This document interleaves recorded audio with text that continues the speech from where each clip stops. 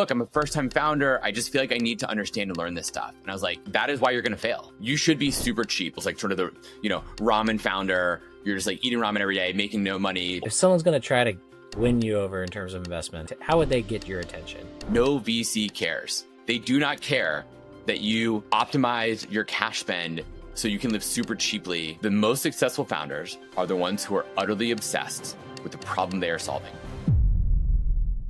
One of the key pet peeves of mine as as a 4-time founder, investor in 200 plus companies, if there's anything that I've learned, and also this happens as you start getting a little bit older in life, is you start realizing your time is so precious in how you allocate that time and where you decide to spend it and who you decide to spend it with is maybe the most important decision you will make in your entire life.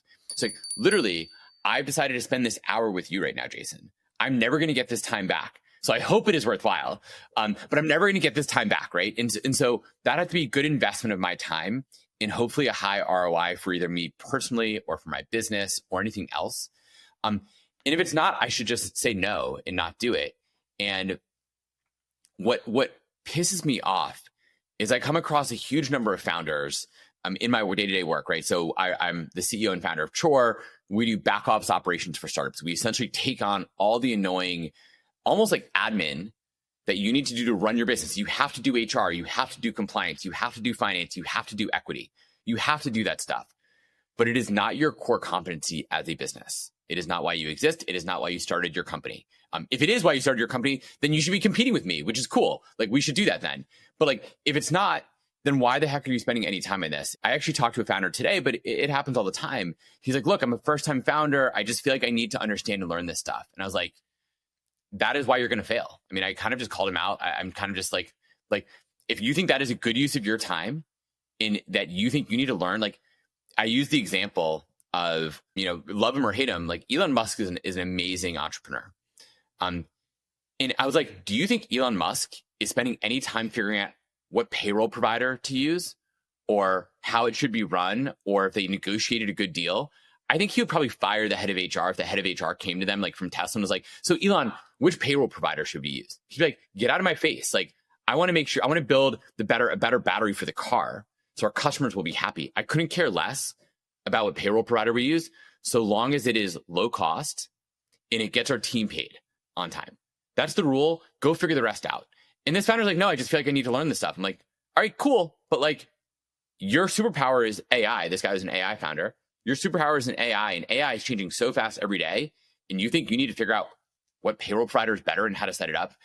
I could go on and on, but to me, that is a guaranteed way to fail if you believe that is a core thing that you should be focused on. Well, I think that's a great introduction to. Sorry for the rant. No, I loved it, and that's why I wanted to go straight in. And I want to hit on this a little bit because there are some things to know how they work as a founder. But do you have to be an expert at them? Do you have to spend hours doing the work to figure it out? No.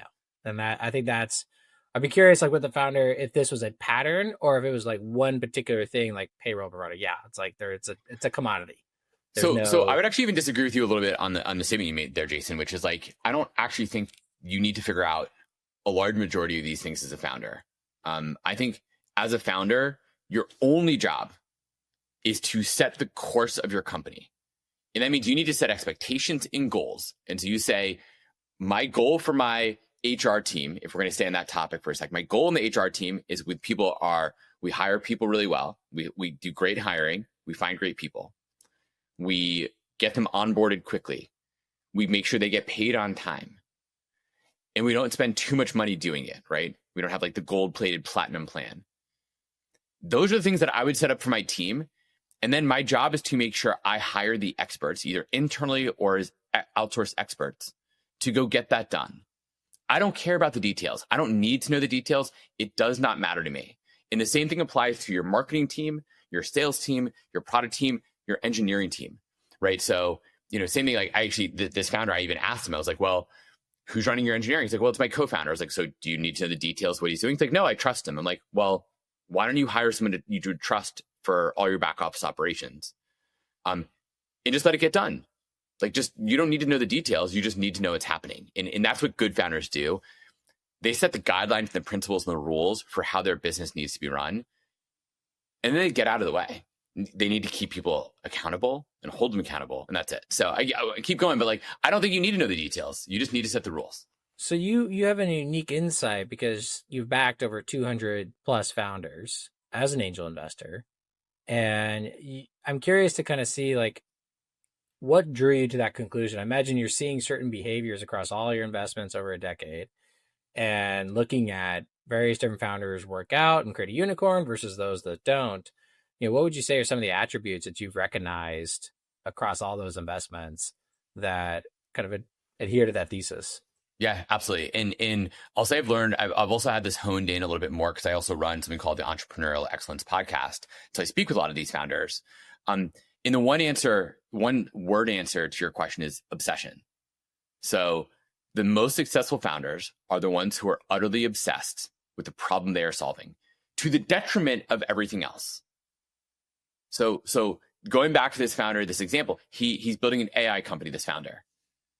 And yet he's worrying about what payroll provider to use or what equity platform to use and how to set it up properly and all these things. That guy isn't obsessed. I'm sorry. He's not an obsessed founder. He will get $0 from me as an investment. I'm not at all interested. It's not worth my time. He's going to fail. Now, he might come back as a second-time founder. He's like, look, I'm a first-time founder. I just feel I need to learn this stuff. Cool. Second-time founder, come back. This is why second-time founders are more successful. They realize like there's a lot of things that they can just set off to the side and not care about. It needs to be run. They need to set it up. They need to make sure it's done. But they can just ignore it to the detriment, or not the detriment, to the focus and obsession of what they care about. So those are the most successful investments I've made. The founder is utterly obsessed with their product and what they're building, and everything else is secondary. When it comes to seeing that obsession and looking at, do you see the consistency in terms of first-time founder versus second-time founder with that particular trait, or is it a kind of a crapshoot, or it's not necessarily like as clear? It's easy to say it's first-time versus second-time founder. It's actually not quite that clear though. It actually really comes down to, it sounds bad, kind of the intelligence of the founder, and I think their ability to think from first principles.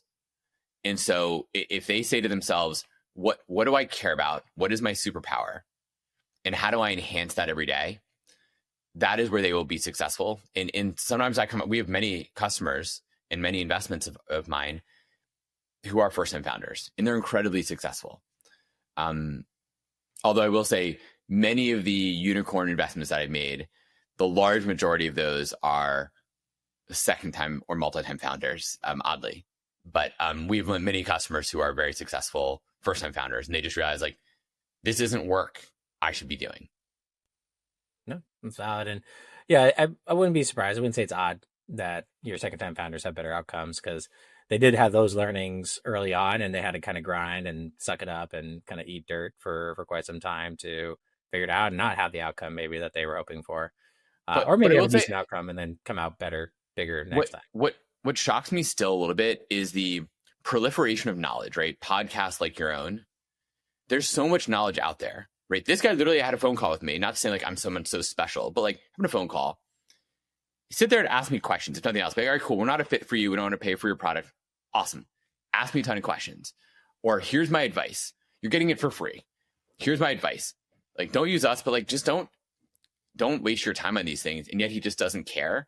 And this is where it shocked me. I mean, like, there's so many things I don't know about. I will try to go learn about them. I'll use AI to go learn a little bit. And then I will try to go hire an expert. And I can go tell that expert, here are the goals that I expect. Here's the outcome that I'm looking for. Can you hit it? If the expert says yes, we will pay them for that outcome. And if they don't hit it, we fire them. And it's very straightforward. It is a clear business transaction. I don't need to hire someone to do it. It's a win-win. It's like, sorry, I keep going, but you get the point. Do you think there's anything from the standpoint of like abundance mindset versus scarcity mindset with those types of founders?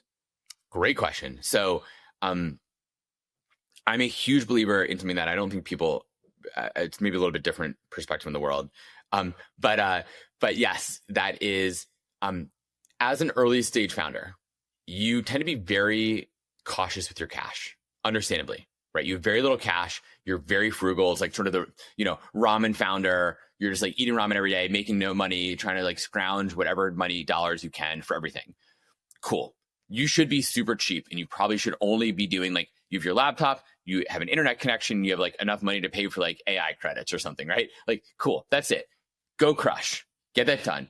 The moment you raise money though, you need to switch from a scarcity mindset on cash to an abundance mindset on cash, and then move from a scarcity mindset on, or an abundance mindset on your time, right? So when you're a founder, two founders, no money, but you have lots of time, and you're just working, 7 days a week, 90, 100 hours per week just to get it done early on. You have all the time in the world, essentially. The moment you take venture dollars, the moment that happens, you need to switch that mindset to say, I don't have a scarcity of cash. I have a scarcity of time. And that is the big switch that most founders fail to make. The reason that becomes really dangerous in that mindset is because you know this well. VCs give you cash, and now you have an 18-month runway before you need to go raise your next round of funding on average. You have 18 months. Let's really say that's 12 months, because you need to start raising money 6 months before you run out of cash. So you have 12 months, a year, to go hit your key metrics before you can get more cash. No VC is ever going to say, congratulations, you were so freaking cheap that you saved an extra 40 or 100K or whatever, but you didn't hit any of your milestones. They don't care. On the other hand, a VC will say, oh my God, you crushed your growth metrics and you hit those numbers. You blew past our expectations in 12 months. You will get unlimited amounts of cash and you can keep your business going. So many founders fail to make that switch mentally from once again, cash scarcity to cash abundance, in time abundance to time scarcity. The moment you get funding, you are time scarce, which means you need to delegate and outsource everything that is not critical to your business.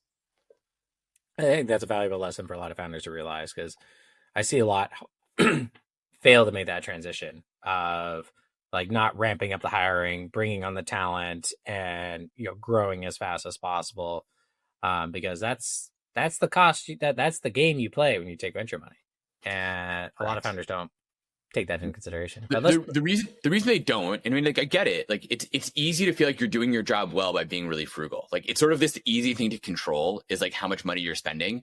It's much easier to control your cash outflows than whether you get new customers or whether your product's going to hit the next milestone. So it feels like you're doing your job well, but once again, no VC cares. They do not care that you optimize your cash spend so you can live super cheaply and didn't get it. Like, literally, if I make an investment in the founders, like, I'm going to go up to Hawaii but I'm going to crush it and get you great. And I'm going to grow 10x in the next 6 months while living on the beach in Hawaii. I'd be like, dude, props. If you figured out your solution to get it done, and that is the way you're going to go make it happen, I literally don't care. Go live at the Four Seasons in Hawaii and get it, but go crush. Dope. So let's talk about your background, because so you're an entrepreneur. You obviously made tons of investments as an angel, but you've also built and sold companies. So I guess give the audience a little bit of background on your entrepreneurial journey, building and scaling companies. Yeah, I mean, like, the short version is I actually started probably my first business back in high school, and sort of selling stuff to my friends in my high school, and then grew from there to had this sort of standard path after that. I was sort of the good first son. Went to Vanderbilt undergrad, went to grad school for a JD MBA, thought I was going to be a lawyer like my dad, realized really quickly I had no interest in being a lawyer, got a job in strategy at kind of a cool mid-sized tech company in DC. And I remember though thinking, I was like, I was like the guy who was reading Wired before it was like cool to do. Like, I still get the paper version of Wired. There's probably been like, I know, one of the rare people who still gets it, the paper version. I've been probably a subscriber, probably one of their longest ever subscribers. But I was like, DC is not the center of the tech space. And if you want to be at the top of your chosen profession, and think you have the ego. Essentially, you have the ego to believe you could be one of the people at the top of your profession. You need to go put yourself in a place where you can be a part of that. And I learned that lesson. And by the way, this wasn't an original idea. I sat down with a founder backed by Sequoia backed founder in DC, which is pretty rare at the time and is still pretty rare. I was in Washington, DC, which is where I was from, sat down with him, got introed to him. And he said this, he made, look, if you want to be in politics, stay in DC. If you want to go to finance, go to New York. If you want to be in media, go to LA. If you want to be in tech, go to the Bay Area. It's like, great, going to go do that. Got a job working for a tech startup out here. And the rest is history. The company got acquired for $400 million. I made made a bunch of money in my stock equity grant. I was like, oh my God, welcome to Silicon Valley. This is freaking amazing. This is what you expect. And a year after we did the acquisition, started my first company, and now on number 4, almost like 4.5 really, but like number 4 officially. And did you raise venture for any of your past companies? Yeah, so the first 3 were all venture backed. I think at this point raised, 30, 40 million total in venture dollars, not quite at tier level, but a decent amount. And then also, but my current company, Chore, we actually decided to be bootstrapped. And so it's a bit of a different perspective on things and different take. Happy to go into why we did it this way and what we might do later on. But, and so it's been a different journey in different ways. Yeah. So let's dive into that. Like launching Chore and choosing to bootstrap, what was the methodology behind that? It was necessity. Necessity is the mother of all invention. The thesis behind it was, so the short history essentially is, in 2020, right before the pandemic, I was a co-founder of a company called Abstract Ops. Our thesis was we were going to abstract away operations so founders could get back to doing what they do great, which is building a company. You don't need to reinvent the wheel. Like by definition, reinventing the wheel is completely idiotic. So why would you reinvent the wheel of figuring out how to run your operations when it's already been solved? It's the same thing of like, why are you going to go reinvent bookkeeping or reinvent law as your own startup? You're just going to outsource it to experts who already know how to do it. No one had done this for operations. We raised about $10 million, top tier VCs, all that other good stuff. And we, in 2022, so 2 years later, we went to go do our Series A. We had the right metrics for it. 2022 was not a good year to fundraise. It was a bad time, early 2022. On top of it, a lot of our revenue was services-based revenue. We had a services arm. Look, most startups is sort of the joke, right? Like it looks like it's tech, but behind the scenes, it's like all these people who are actually pressing all the buttons. We were more honest about it, frankly. And VCs were like, hey, it looks like your services. And we made the really tough decision. We said, look, if we want to save Abstract Ops, we need to cut off the services from it and make it much more of a tech-based company. And so we had the opportunity we had to make that choice. And it was sort of like, hey, look, I have this opportunity to go take the services-based, sort of small little services-based business we had, split it off, and see what that's like. I'd built 3 other companies that are venture backed before that. Can I build a services company? What does this mean? What does this look like? Where does that go? I still very much believe in the vision and mission of what we were trying to accomplish, which is that every single business in the world deserves world-class operation help, because so many fail because they get that stuff wrong. Or it's just like this tax on their business. You shouldn't have to pay it. Just outsource it to people who can do a great job. And sure, there's money to it, but like, once again, your time is worth way more than your money. And so that was the genesis of what was Levy. At the time, we named it Levy to start with in sort of October 2022. And then 2 years later, we renamed ourselves to Chore. So basically, Abstract Ops was the original company. And so did that continue to go off on the tech side, and then Levy was the service side? Essentially, they actually pivoted. So they are now more state registrations and really focused on the state registration side of things. So for every founder, you need to register in every state where you have an employee. And then if you're doing business in that state, you also need to do some registration work. So really annoying, really convoluted. State systems are, of course, not known for being technically advanced. So you need to handle that. It just needs to be maintained and dealt with if you want to pay payroll in those states, as an example.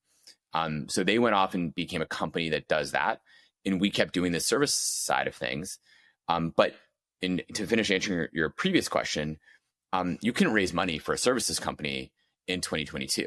Now, the funny thing is the world has changed a lot in the past 2 years. And I probably have a VC reach out once a month at least to put money into us, and it gets them even more energized when I say, hey, we're not interested in taking cash.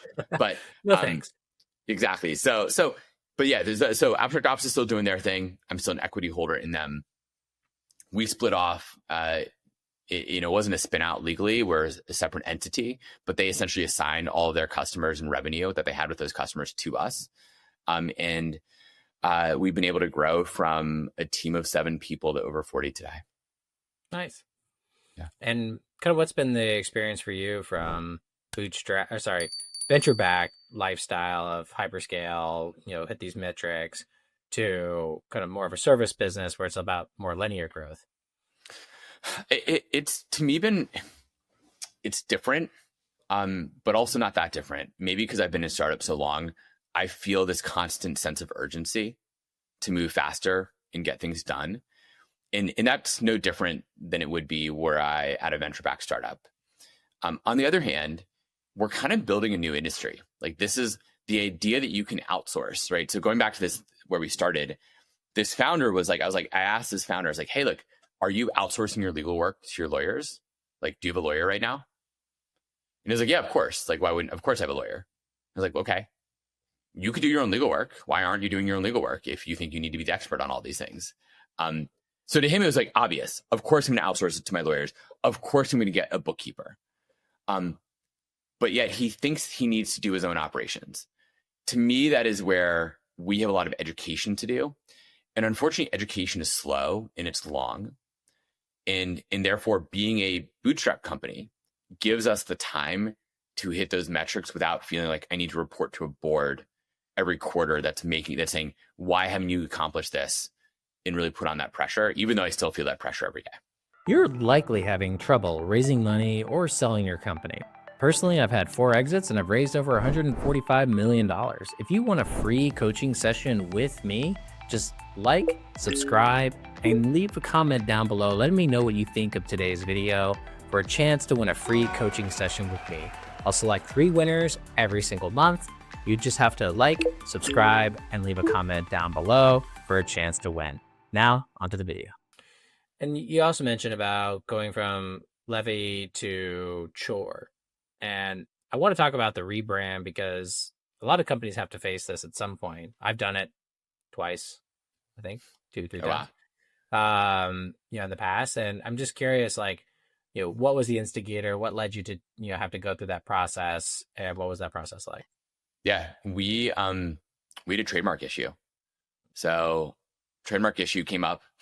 I thought and still think we would have won the trademark issue, but we were looking at spending. We spent a bunch of money on legal fees to start fighting some of the early stuff. Thought we'd get to a negotiated settlement. The other party was not interested. Sort of shockingly, I'm still not sure to this day why they wanted to spend as much money on legal as they did. But nevertheless, they were not interested. And so we got to kind of a point with my lawyers where sort of go, no go. Are we in for like 20 to 100K in legal fees?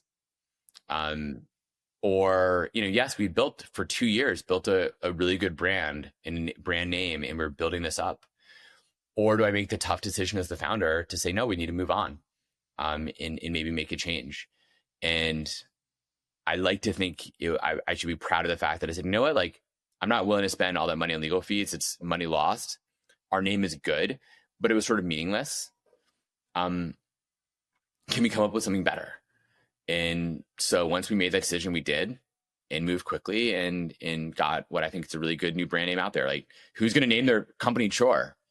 The company that does all the admin for you, chores, does all the chores. So like chores. That's company, and I hope we never are forgotten, and that helps us with this educational journey. So in a weird way, I think it's almost a blessing in disguise. As frustrating and annoying as it was a blessing in disguise.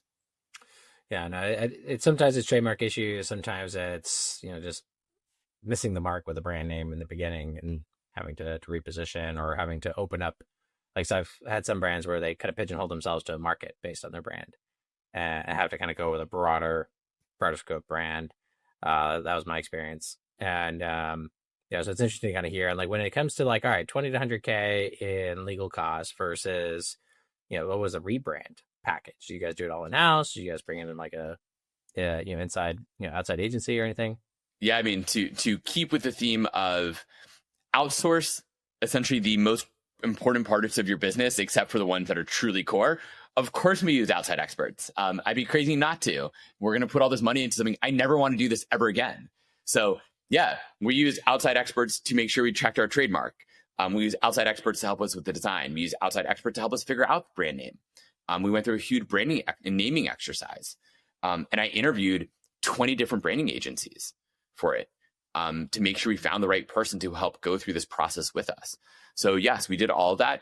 I think we did it for an incredibly low amount. I mean, I think we spent overall all in, including the new domain, including the website, we maybe spent about 15,000 total. So very, very, I think, compared to, I know lots of other companies spend 50 to 100K at least.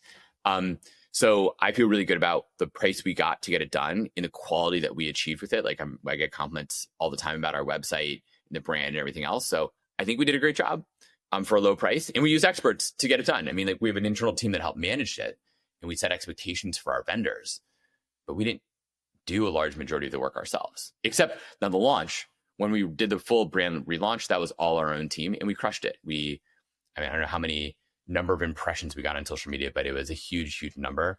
And we did a lot of work there, and that was an internal task on that front. No, it's good to know. And I appreciate you sharing that story and being candid there. And with kind of we've talked a lot about kind of outsourcing ops. You talked about payroll as an example, but like, what are some of the things that you guys are actually taking over from like a founder perspective, having built multiple companies and just kind of having my playbook of the past and just running that playbook? What are the actual things that you guys are taking over from founders? Yeah, good question. So with Chore, at a high level, in a sense, you're almost hiring a fractional chief of staff.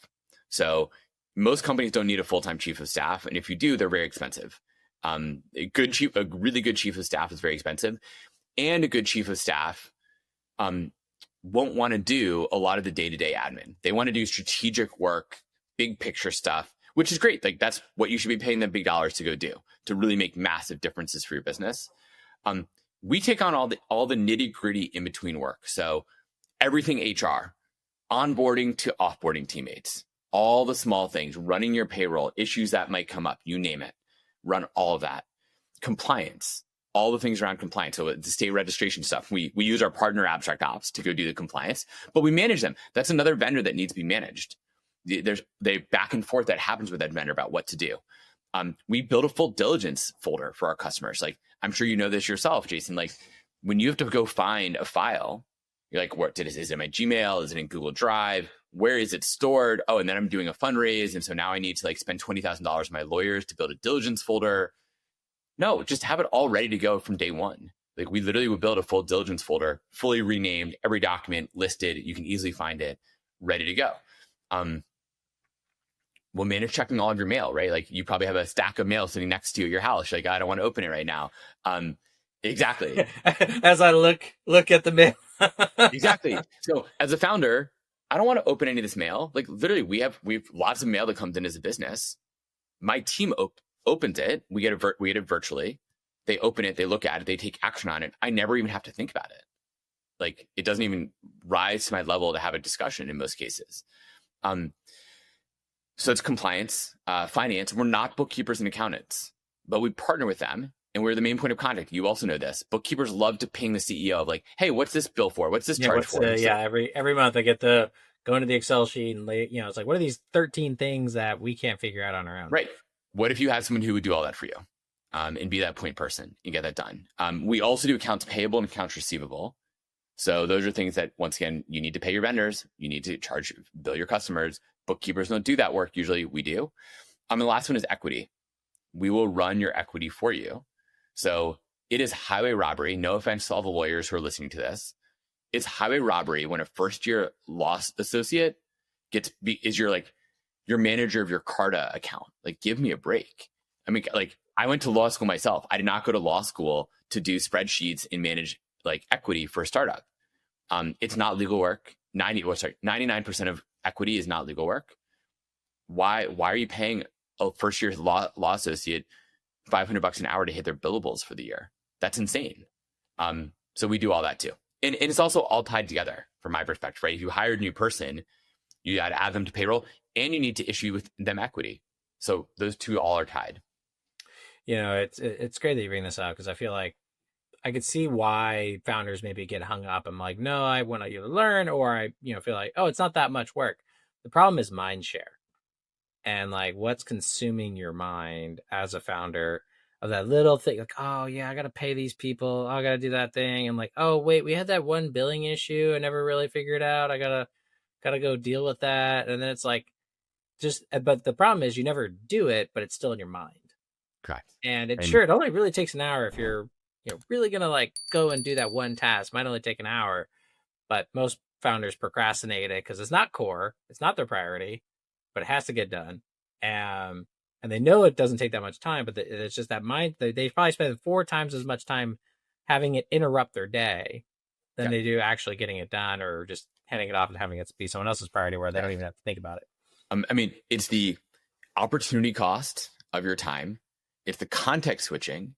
And then you have to make and then it's like, what, Friday night, you're going to go spend time figuring out like this payroll issue when Gusto and Rippling support is closed. And now you have to be like, oh crap, I now need to do this Monday morning when they're open again. Like, give me a break. What if I could just hit forward? I get this email from them saying something's wrong with your payroll. Hit forward to my team. Take care of it. Let me know when it's done. Great.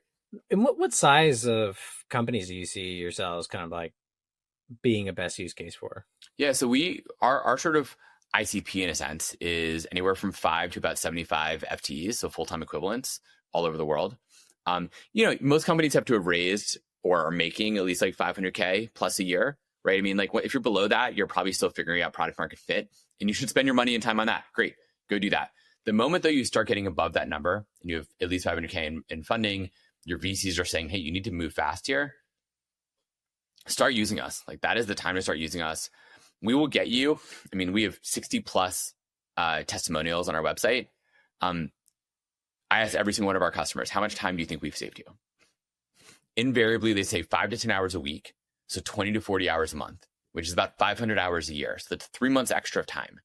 So like as a founder, if I can get an extra, 20%, 30% of time just to focus on building my product and get customers, oh my God.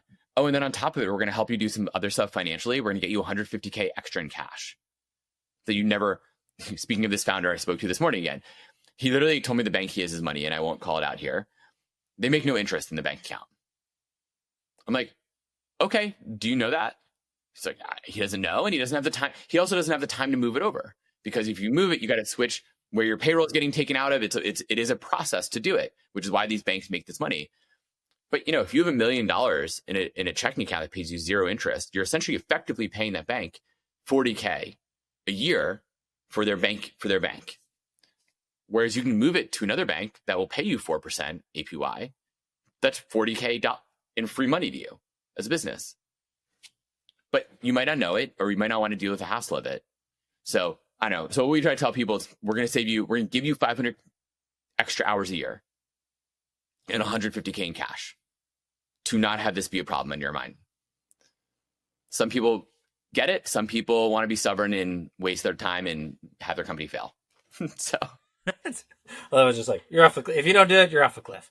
You probably are. I mean, you probably are off a cliff. Like it is what it is. Like you probably are. Like this is just, you don't need to use us. If you want to go hire a full-time person to go do it, you can do that too. I tend to believe the more people you have to hire and manage, the harder your life is.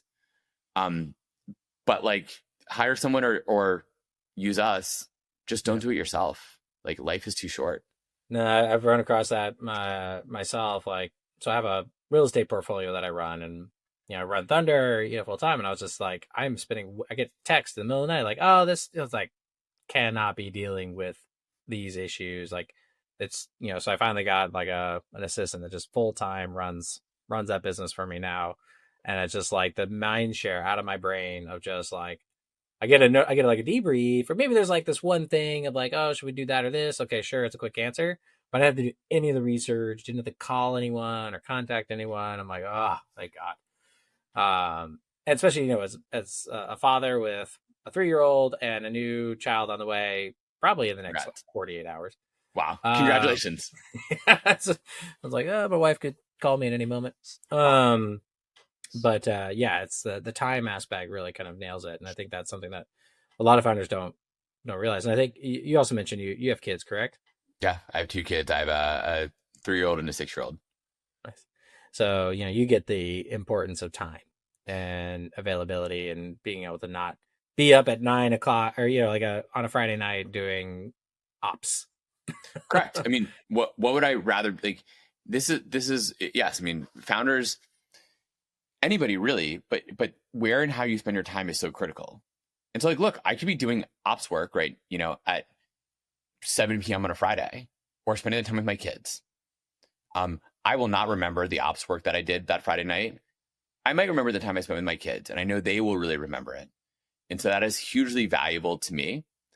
But also it means that when I can go do work, I'm going to go focus in on the things where I can make a massive difference, and that my future teammates, employees, and if we ever go raise money, my future investors will care about that. Man, you did some really cool work, Adam, to go hit these key numbers and key metrics. Or being on this podcast. Well, I'm able to be on this podcast because I have other people who are helping me out with my business right now. If I didn't, and I had to run every single aspect myself, I wouldn't have time to go help. Yeah, first of all, shoot myself, but like second of all, I wouldn't have time for it. So, it is a critical thing to figure out how and where you spend your time, and being really thoughtful about those decisions. And you're running Chore, but you're also a prolific investor. I'm curious, like, walk us through kind of how you split up your time when it comes to analyzing deal flow and sale, running Chore and things of that sort, like, and then ultimately like picking companies to back. Like, how do you It's balance it's this? a funny question, in the sense that I had a call earlier today. I'm going to a conference in Nashville for Vanderbilt, where I went to undergrad.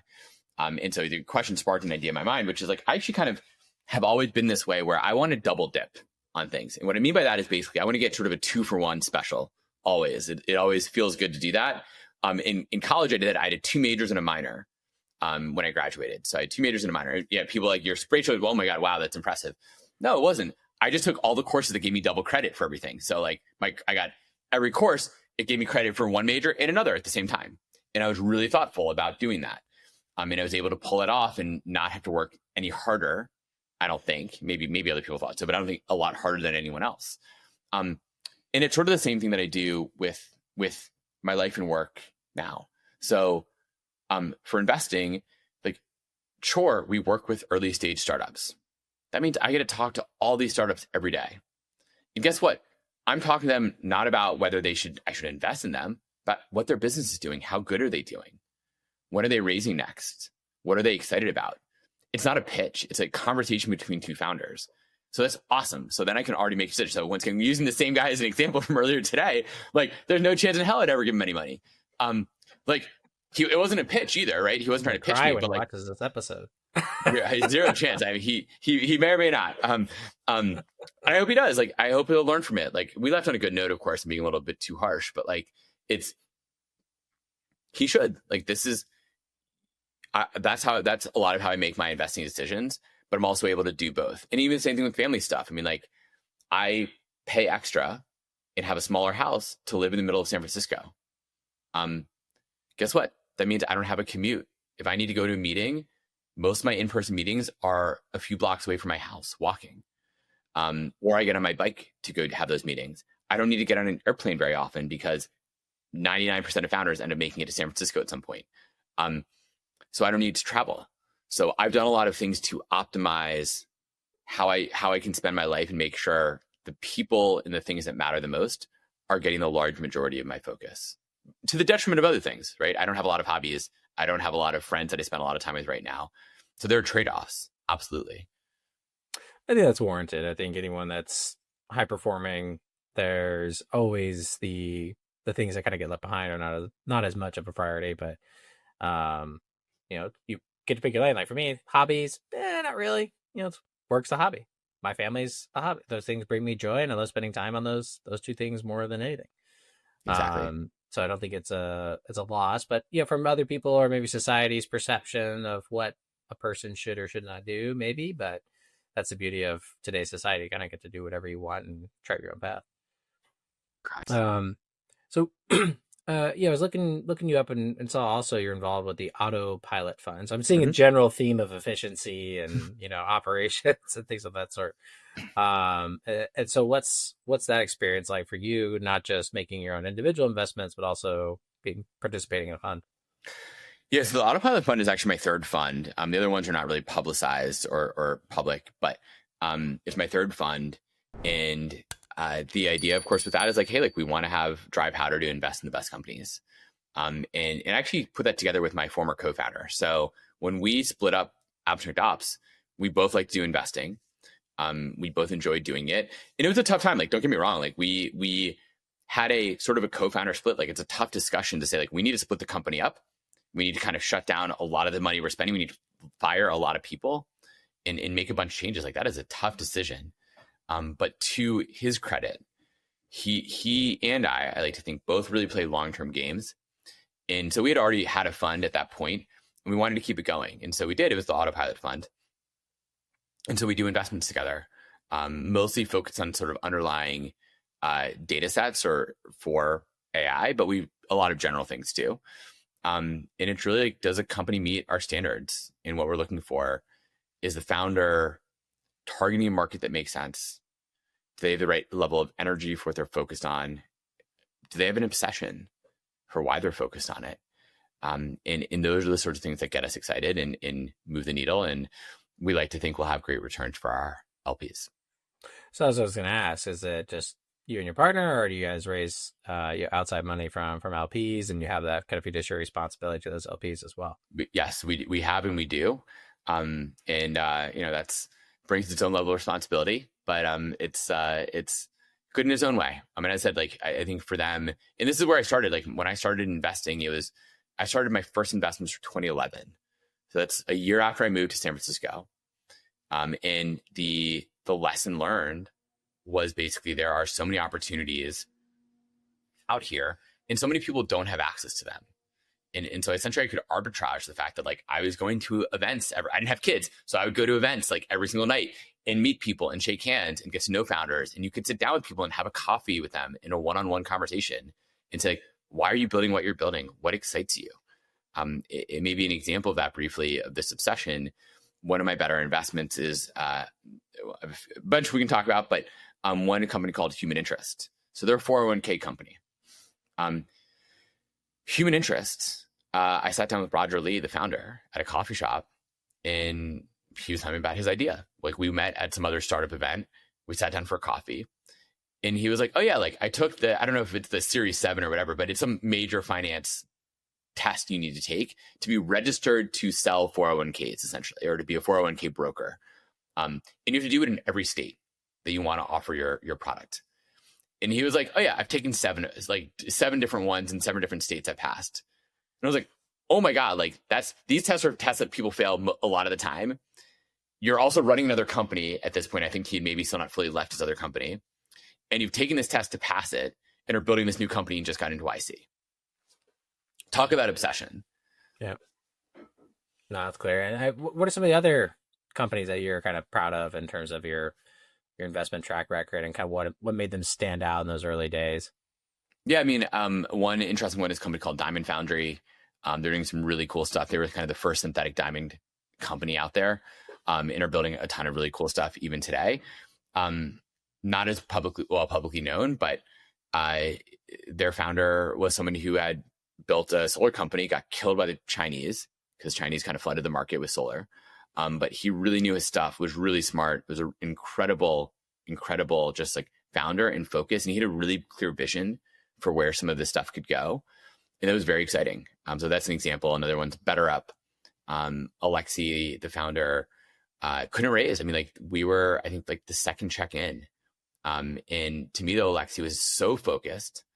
And even more important, the idea was really clear to me, right? When someone says to you, there's executive coaching for executives, why isn't there coaching for everyone else? Like if executives think that coaching is worthwhile for them, wouldn't it be worthwhile for everyone else?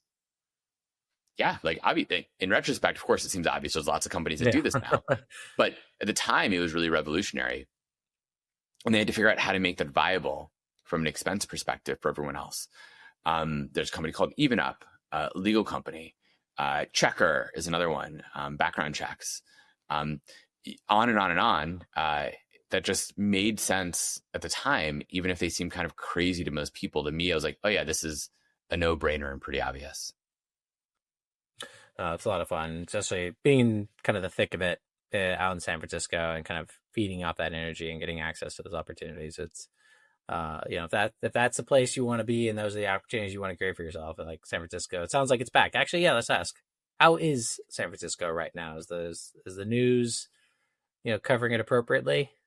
No, I mean, the news is meant to shock everyone and get interest, right? The news is not actually to tell you the facts. The news is to tell you what will get you to watch more of their TV programming and watch advertising. I think San Francisco, look, there are parts of San Francisco that are challenged. They've always been challenged. They maybe always will be. I hope not, but maybe always will be challenged. That is unfortunate. That is in some touristy areas, so people see it a lot. But guess what? The neighborhoods are crushing it. They're a ton of fun. The food's amazing. This is the center of AI, which, depending on your perspective on things, AI is the future on almost every single product vertical out there. Hard to disagree with that statement. It is. So if that's true, then wouldn't you rather be around? I mean, like I go walking in my neighborhood and you walk by all these people having walking meetings, and I'm pretty sure almost all of them are from like major AI companies. That's all happening. And it's all here. And then you add on top, just for my own biases, like I've been here 15 years, but like the weather's perfect in my mind. I bike everywhere. I walk everywhere. I have great food. Yeah, it's expensive, but that's because a lot of people want to be here, and because I can bike to the beach. I can drive to the mountains. I can go up to wine country, and I go on, but it's to me a wonderful place to be. I feel really privileged and lucky that I'm able to be a member of this community. It's great to finally hear some positive words about San Francisco. Unfortunately, every time I was going, really like heavily in like 2018 to 2020, it was not great because I was going to the tourist. I was like always in the thick of the tourist areas. Correct. That's the problem. Don't stay in the Tenderloin. Kind of probably avoid Union Square a little bit, which is close to the Tenderloin. That sort of area where a lot of the hotels are, unfortunately. It's been an issue, but it's been an issue for 30, 40, 50 years. And yeah, but it's very shocking when you come here and you see that. In every city has places like that. They just are usually in the outskirts of the city. For historical reasons, it's just in the middle of San Francisco. It gives San Francisco a bad name because it gets put in people's faces and they're not used to it. LA and San Diego are not far off. Yeah, very correct. Similar. But I don't live near it. I don't see it. And you kind of get used to it, unfortunately. No, that's fair. Adam, it's been an absolute pleasure having you on the show and just talking about how founders should be prioritizing their time. And I appreciate you sharing more about Chore. For founders that might be interested in Chore, just your background, what would be the best way for people to learn more? Yeah, go to hirechore.com to reach out, learn more about what we're building. Feel free to follow me or get in touch on LinkedIn. I think it's Adam Spector too at LinkedIn, but you'll find me. It's Adam Spector. I'm on LinkedIn, pretty prolific out there. So easy to find. And follow some of the content. We try to produce really high quality stuff to help founders be more successful, since in the end, if every founder can be a success, like a rising tide does lift all boats. And the more successful startups in the world, the more successful the entire world will be, which is a win for all of us. I completely agree. And actually, I want to end with one more question. Please. If someone's going to try to get you to take a look at their deck and try to win you over in terms of investment, how would they get your attention?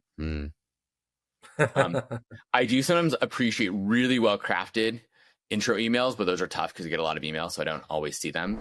I think probably the way to get my attention is be willing to have a conversation with one of my teammates first, because now a lot of the stuff that comes in cold outbound, I send it over to one of my teammates, and you have to be super open to that.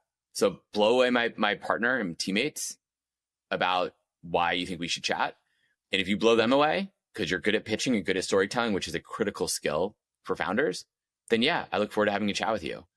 Even better, if you want to become a customer, I'm open to all of my customers to always chat. I'm a resource for all of my customers. So if you really want to have a longer chat with me, become a customer. I'll talk to you all day long.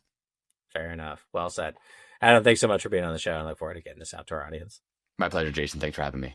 Thank you for watching today's episode. As a reminder, I'm your host, Jason Kirby. I have built and sold multiple companies with over 135 million in transactions as either a founder, operator, investor across multiple industries. I'm currently the managing director and founder of Thunder.vc, where we help companies and founders at all stages navigate what capital to raise and who to raise it from, and help improve companies' odds of raising capital. If you need help, reach out to us at help.thunder.vc. If you like today's show, please share with your friends, give us a like or a comment down below. And as a reminder, this show is published weekly. And to get notified of new episodes and our newsletter, be sure to go to our website at join.thunder.vc. And if you sign up today, I'll send you a few freebies on how to negotiate a term sheet, how to get a free list of relevant VCs, and much more. That's it. No more shameless plugs. Thank you, and see you next week.